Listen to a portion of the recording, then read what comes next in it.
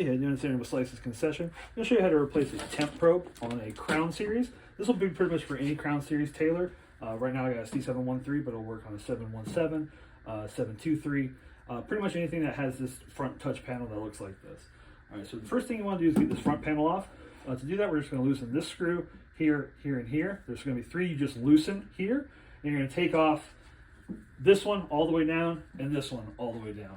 Once that happens, you pull it forward and it'll come down. From there, you're going to see this. You want to make sure that you have the green and the white on this side and the black and the red on this side. I'm going to undo those. You shouldn't have to unplug your machine to do this. You can do this with the machine on. But I do recommend to not have the machine freezing down for this purpose here. I'll show you. So on these machines, it has 4 temp probes. You have a temp probe right here. That's going to be for your left hopper. You have temp probe here. That's going to be for your left barrel. Temp probe here. That'll be for your right barrel.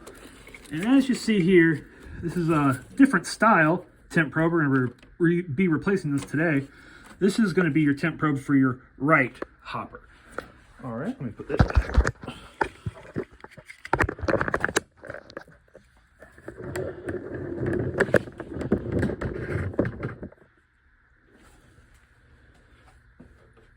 All right, and like I said, we want you to have the machine off when you do this, or not. You don't have to have it off, just don't have it frozen down for you. So what we're going to do is we're actually going to take this temp probe out, and this is the part why you don't want it to be frozen. We're going to slowly pull this out. This one's easy because it's not frozen. But as you see, it has that thermal paste on there. Normally, you're going to have a lot more thermal paste than that. And then once it gets cold, it is almost impossible to get out. Do not pull it. Like if it's not coming, wait a little bit. Go slow with it, because if this breaks down in there, there's no way to get it out, and then you brick the machine pretty much. So what we want to do here is we want to cut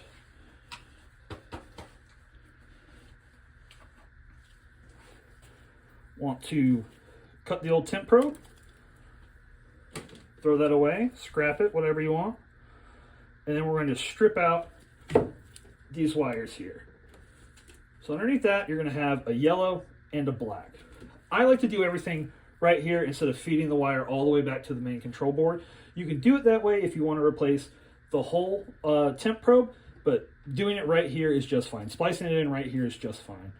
And then you want to strip these wires here. Just like that. And now we're ready for the new temp probe. So I got my new temp probe here.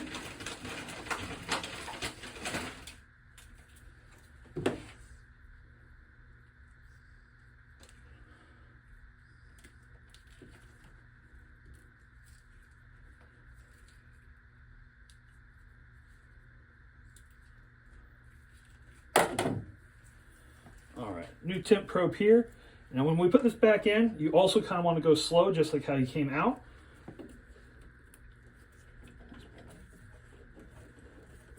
Shove it in there, slow. If you feel any resistance, come back with it, go right back in.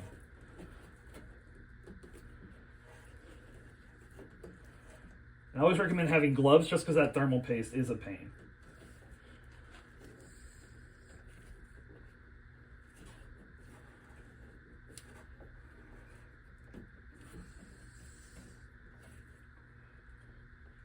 All right. This one didn't have a lot of thermal paste in there. You normally hear a big air bubble come out, but since it didn't have that much thermal paste, it's not going to do that air bubble. But pretty much shove it all the way until it doesn't go, pull it back out, push it all the way back in until it can't go. Do that maybe about 3 or 4 times just to make sure you're getting it all the way down in there. We want the most accurate reading we can get. Once you have it in there, you really don't need that much wire just because we're going to splice it into here. So a little bit more than we need. Cut it there. Same thing that we did on the other one. We're going to strip this outer black wire. You're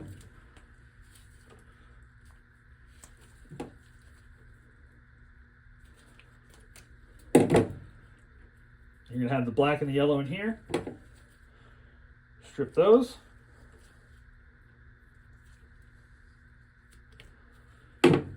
and then yellow with yellow, black with black. Best way to do this, I like to use wire nuts just because they're simple. Pop them on there.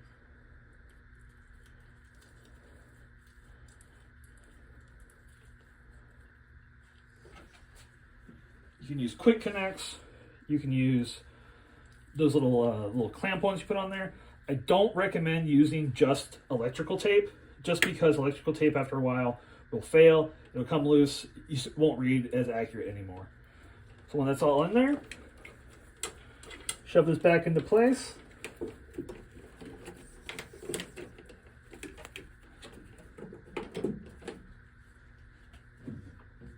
New temp probe's installed.